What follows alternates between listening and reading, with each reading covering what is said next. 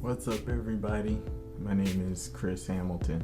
I'm here with Lite Productions, videography company to help businesses around the area develop commercials that would work for them, that they could use online, keep their online presence up, and also have something that's professional that they can use. So I've been working in videography for about 15 years and worked hard to develop professionalism in not just video shooting, but editing, sound design, music production, all of those things I've worked in for the past 15 years. And now I'm here vlogging just to share a few of the things that I learned in hopes that it can help some upcoming videographers who are looking for ways to improve their quality to do just that. I've seen a ton of videos on YouTube, and I have to say they're really awesome. A lot of the YouTubers that I've followed and kept up with share really nice tips on how to get good quality from your footage, how to improve your B-roll, how to stabilize your camera without expensive products, and how to get really good, clear productions from your lenses. And also, one of my favorites is how to design the lighting in the least expensive way that you can. So I figured I would just put my input in there as well, contribute, basically, help out where I see many videographers are giving tips, and I'd love to give my opinion and see if some of those tips can help you as well. So today we're gonna start the vlog with something that we did this past weekend. Me and my wife, we went to the Georgia State Botanical Gardens, and we thought it was a good opportunity to get some B-roll and cinematic footage.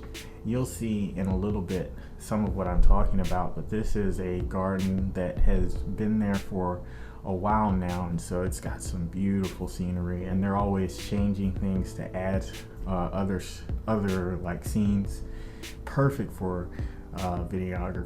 One of my suggestions, if you are an upcoming videographer and you want to get training, a lot of people worry about, where do I get that training from? Getting out in the field, experimenting with my camera settings, learning my camera specifically has helped improve the quality of the video that I'm able to produce. If you ever hear people say that you can't get cinematic footage without several different types of expensive products, they're lying to you. Because as long as you know your camera well, as long as you know your equipment well, you can tweak things to get exactly the style that you're looking for. So if you watch a lot of videos as a videographer on YouTube and you say, "Ooh, I like that style," maybe reach out to them or see if they have tutorials, see what they're doing to use those products to the best of their ability.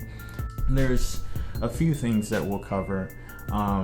We'll cover a little bit later for editing, some of my camera settings, where I'm set so that I can get the best quality footage so that it makes editing easier, and then also how I shoot the clips when I'm doing a cinematic production so that I'll have everything organized and it'll be easier to find and edit. Because if you're out there and you're just shooting and you've got everything going and you're like, "Oh, this looks good, oh, this looks good," and then you get it into edit and you've got like maybe even just an hour of footage, but it's all jumbled up and you don't know where you want things to go, it makes editing a lot more complicated and a lot harder. So one of the tips that I will give right off the bat is, when you're shooting a cinematic production, or even as a videographer if you're shooting an event, it is really good to plan out where everything is going to be. Doesn't matter how you do it, just plan your shots out beforehand. And as you plan those shots, you'll find that your editing goes super smooth. So this is from this past weekend. we're looking at the B-roll video that I did. Something that I'm going to be doing from here on out is producing short mini cinematic B-rolls. So I'm going to just point out then, you see I'm using my crane. One of the mistakes that a lot of people make when they're using a crane stabilizer is thinking that the stabilizer takes the shake out of the footage just magically, and that honestly is not true. I can tell you from experience, the first time I used my stabilizer, I was holding it like this. I thought, yeah, this is gonna be great, and then I looked at my footage and it was all shaky, and I'm like, what is happening? Well, I learned one of the things that you have to understand about stability is that stability is taking the motion out of what motion you're putting into the camera. A lot of lenses have stability already built into them. Mine lens doesn't, but it has auto stabilization built into the camera. So it takes some of the shake out of the camera already. But every time you take a step, there's shock that goes up from your foot into your body and then out to the camera. Also, the other thing that can add to instability is when you have a camera and you're holding it like this away from your body.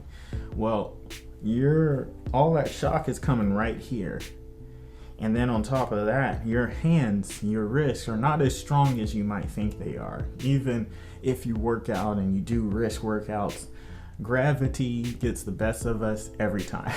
You want an example of that? Take a ball, a light tennis ball, and hold it out for as long as you can. You will find that eventually you will drop that tennis ball. Why? Because your wrist is just not made for endurance like that. However, if you hold things close to the center of your gravity, then you find that you take a lot of the instability out of anything that you're shooting. Even if you're doing handheld, like I mentioned before, having a top grip and holding it close to your body, it takes the instability out of it, and you can focus on where you're walking, how you're walking, and just do it carefully, and you get the best results from that. Well, the same thing applies when you have a stabilizer, because the stabilizer has axes and motors to help stabilize that shake, but there's still movement in your camera. So you want to hold that close to your body, close to your chest, and take careful steps. And especially for cinematic footage, you want to make sure that you're moving slowly with the camera.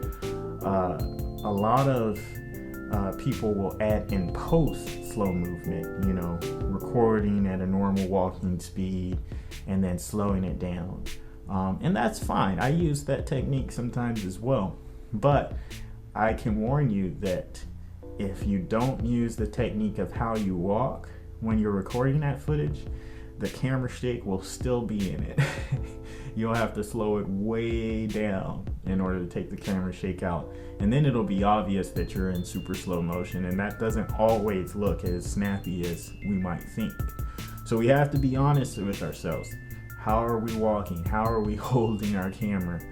And if you look at what I'm doing here, I have practiced walking, and so I'm bending my knees, I'm bending my body, but even with my crane, you see how close that is to my body? So now let's look at how the footage turned out. Depending on what kind of movie you're shooting, and depending on what scene you're shooting, you might even need to make sure that there's a little bit of walk shake motion, but not too much, of course. And so these are things to consider as you're shooting footage. Here's a scene where I'm shooting for the well, you'll see the scene, but it's like a panning shot. And so one of the things that I wanted to talk about here, and I talked a little bit about it by behind the scenes, is why pan shots are important and how to get them. When we think of pan shots, then you're thinking of going from left to right or right to left, whichever you you want and what looks the best quality.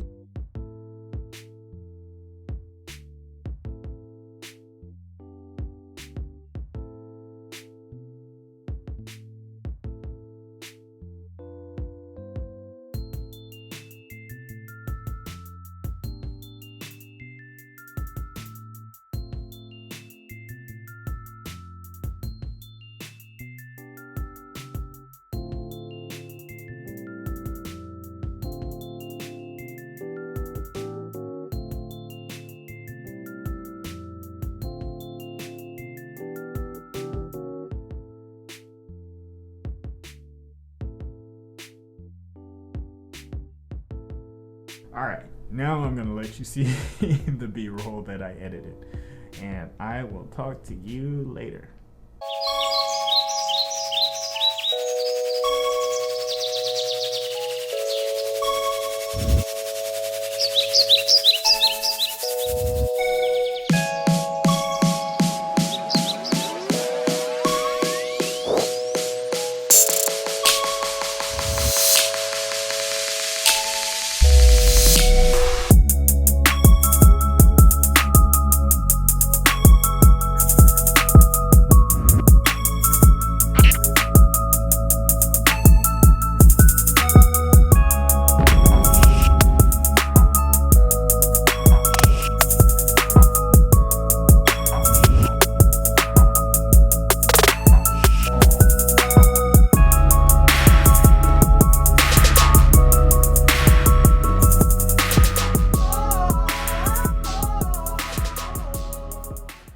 Look forward to the next post on Friday.